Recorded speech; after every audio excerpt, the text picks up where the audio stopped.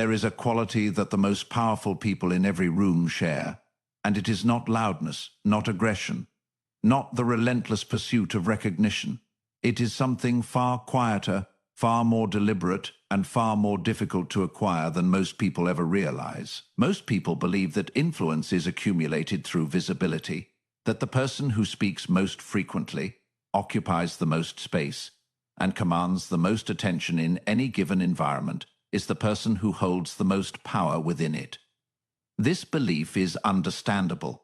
It is also among the most consequential strategic errors a person can make. Those who understand human nature know that attention operates according to the same fundamental principle as any scarce resource. Its value is determined not by its quantity, but by its rarity.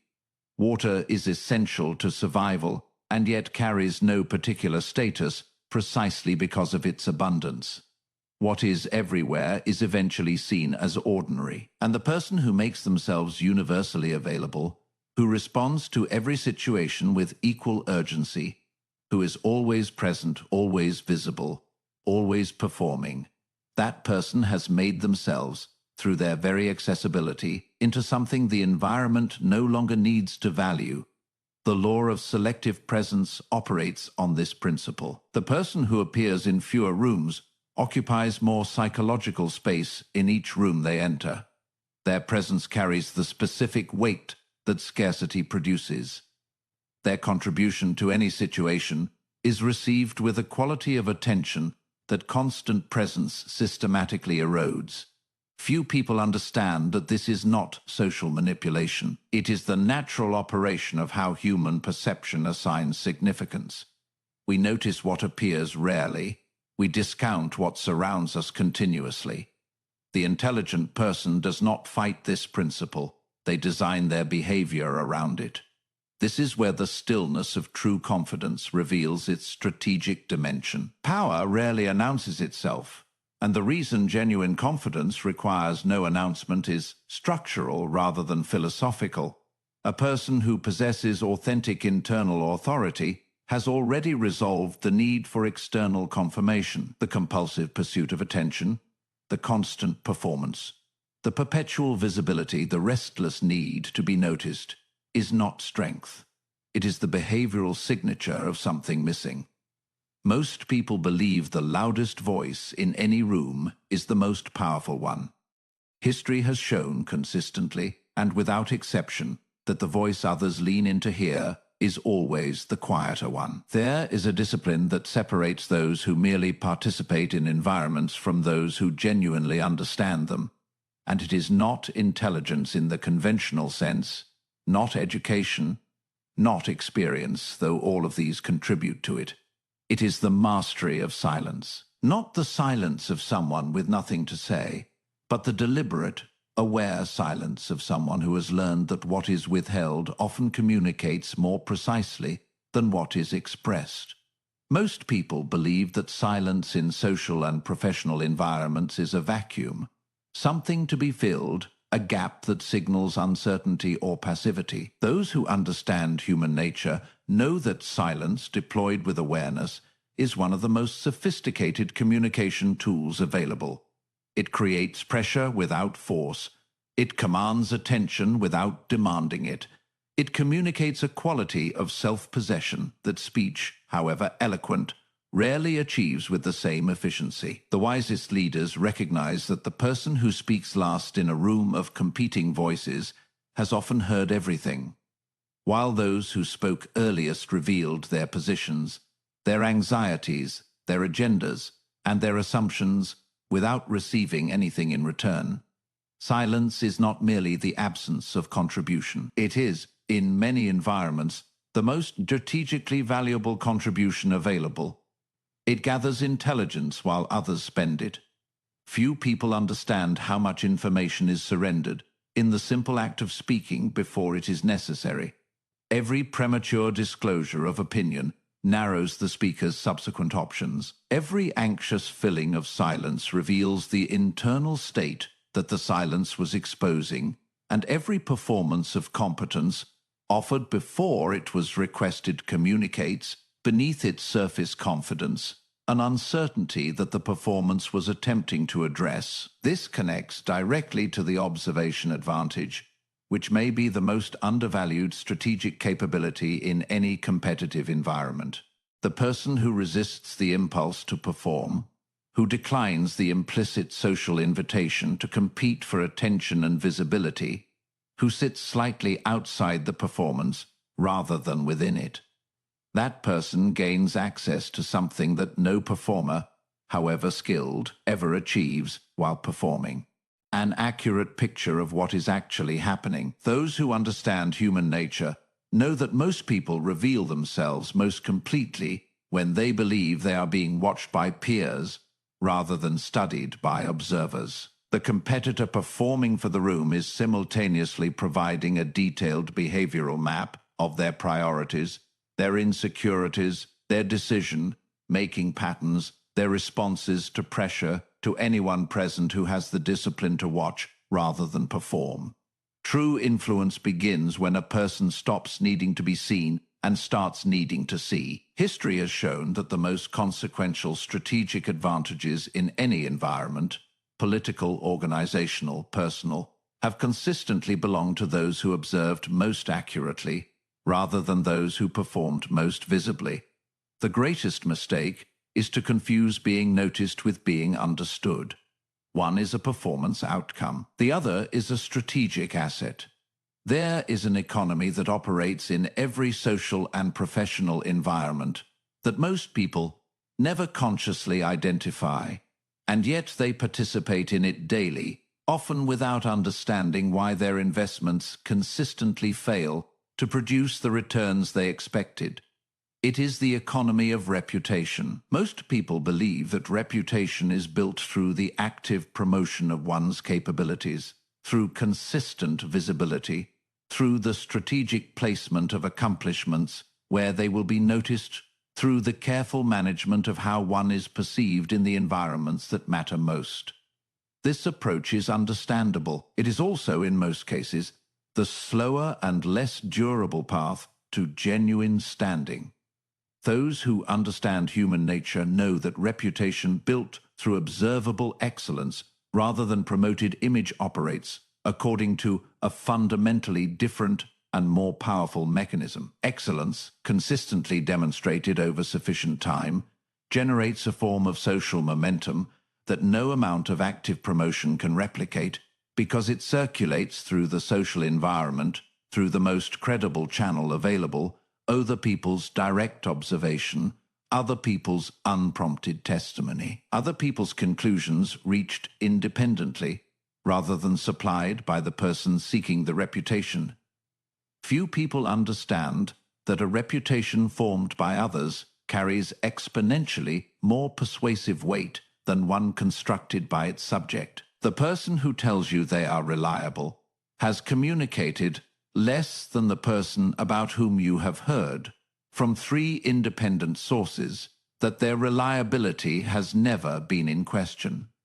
The first is a claim, the second is evidence, and the strategic intelligence lies in understanding that the accumulation of evidence is always the more patient path and always the more powerful destiny. The patience of power completes this principle in a way that most modern environments actively discourage. The pressure toward immediate visibility, toward constant output, toward the perpetual demonstration of relevance, all of this operates against the strategic intelligence that genuine power requires. Power rarely announces itself, because power that announces itself is power that has not yet fully arrived. The most consequential positions of influence in any environment are rarely occupied by the people who pursued them most visibly. They are occupied by those who built through patient and consistent demonstration of genuine capability, a foundation so solid that the position eventually became the logical conclusion of what was already clearly true. What appears to be strength is often the performance of strength, and performance, however convincing in individual moments, cannot sustain itself across the duration that genuine capability sustains itself as a matter of course. The wisest leaders recognize that the compulsion to demonstrate power is almost always evidence of its absence, and the most formidable presence in any room is rarely the one working hardest to be recognized as formidable. It is the one who appears to have forgotten that recognition was ever the objective. Most people spend their energy pursuing attention. The strongest position is often the one built by people who spent that same energy building something worth attending to. The difference between these two investments compounds across time in ways that become increasingly visible and increasingly difficult to close with each passing year. There is a principle that governs the value of presence in every environment, social, professional, political, that most people violate continuously and unconsciously, often in the sincere belief that greater visibility produces greater influence.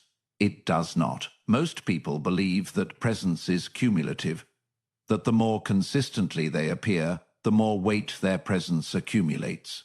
Those who understand human nature know that presence operates according to a different and more counterintuitive principle.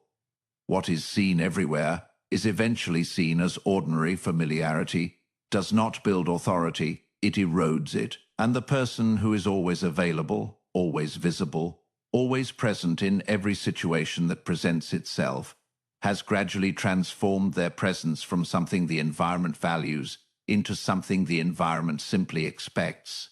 The danger of overexposure is not simply the risk of being undervalued. It is the more significant risk of becoming invisible precisely through the effort to remain visible, of losing the specific quality of weight and significance that selective presence would have maintained.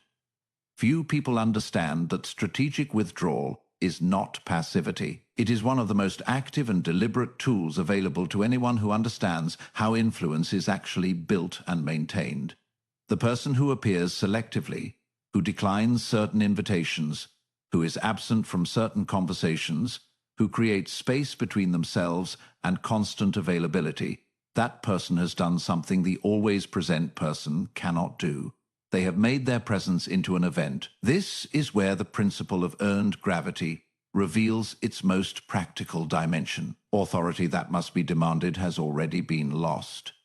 Not because authority is inherently fragile, but because the act of demanding it communicates something about its current status that no amount of subsequent performance can convincingly contradict. Pay attention to how genuine authority operates in any environment where you have had the opportunity to observe it closely. It does not announce itself, it does not compete for recognition, it does not grow agitated when it is temporarily overlooked. It simply continues to be what it is. And the environment, given sufficient time, consistently arrives at the recognition that the authority was never waiting for, because it was never waiting for anything. There is a form of intelligence that operates in high-stakes environments that is rarely discussed in the same context as strategic thinking, and yet its absence consistently undermines the plans, positions, and influence of people who possess every other relevant capability in abundance. It is the intelligence of emotional restraint. Most people believe that emotional expression communicates authenticity, that the willingness to reveal one's responses, reactions, and internal states is evidence of genuine engagement with the world and with other people. Those who understand human nature know that in environments where power is being negotiated, influence is being established, or strategic positions are being contested, emotional revelation is not authenticity, it is intelligence transfer. Every emotional response that surfaces visibly in a high-stakes interaction provides the other parties in that interaction with information. Information about what matters to you, what threatens you, what you want badly enough to be destabilized by its potential absence. And in any environment where positions are being assessed and leverage is being calculated, the person who provides more information than they receive has surrendered a strategic advantage they may not recover. Few people understand that the discipline required to maintain emotional restraint in charged situations is not the discipline of suppression. It is the discipline of strategic patience, the ability to experience an internal reaction fully while declining to transmit it externally until the transmission serves a chosen purpose rather than an automatic one. The strongest position is often one of apparent stillness in the moment, when everyone around you has revealed themselves through reaction. This is where the long game of influence reveals its most significant advantage. Those who think in years while others think in moments make decisions from a temporal perspective that consistently produces outcomes their more reactive counterparts cannot reach. Most people optimize for the immediate environment, for the recognition, the response, the reaction that is available right now in this interaction. The strategically intelligent person optimizes for a position they will occupy months or years from now, and every decision made in the present is evaluated against that future position rather than against the immediate emotional logic of the current moment. History has shown that the most durable forms of influence, the reputations that persist, the authority that compounds, the positions that become genuinely unassailable, were built almost without exception by people who were thinking further ahead than anyone around them realized, and who never once fought for the attention of a room they had already decided to outlast. There is a pattern that runs through everything examined in this video, through the law of selective presence, the stillness of genuine confidence, the strategic value of silence, the observation advantage, the economy of reputation, the patience of power, the danger of overexposure, the principle of earned gravity, the intelligence of emotional restraint, and the long game of influence. And it is not a pattern about what to do. It is a pattern about what to understand. The people who never fight for attention are not people who do not care about influence. They are people who understand influence so thoroughly that fighting for attention has become, to their strategic perception, obviously counterproductive. They see what most people cannot see while they are busy performing. That attention pursued is attention borrowed, and borrowed attention must be continuously repaid through new performance, new visibility, new demonstration that the pursuit was justified. Attention earned requires no repayment. It simply accumulates. Most people spend their lives in the performance economy, investing energy in being seen, being heard, being acknowledged, being recognized as significant by the environments they move through. Those who understand human nature know that this investment, however natural its impulse, consistently produces diminishing returns, because the performance economy runs on other people's assessments. And other people's assessments, as the foundation of one's sense of significance and authority, are the most unstable foundation available. The wisest leaders recognize that the alternative is not indifference. It is investment in a different economy entirely. The economy of substance, of demonstrated excellence, of patient positioning, of consistent behavioral integrity across time. This economy compounds. Its returns are slower to arrive and more durable once they do, and it is powered not by other people's assessments, but by something that other people's assessments cannot remove. What you actually are consistently, in every room. Regardless of who is watching, power rarely announces itself, because power that has genuinely arrived no longer needs to. It is felt in the specific weight that certain presences carry, in the way rooms adjust when certain people enter, in the quality of attention that arrives freely toward those who never demanded it. The greatest mistake is to spend a life pursuing the appearance of significance while neglecting the construction of the thing itself. True influence begins when the performance stops and the substance remains. And what remains after the performance, after the noise, after every bid for attention has been made and forgotten, is the only thing that was ever worth building. The quiet, unassailable authority of someone who understood that the most powerful position was never the loudest one. It was always the one that required no announcement to be felt.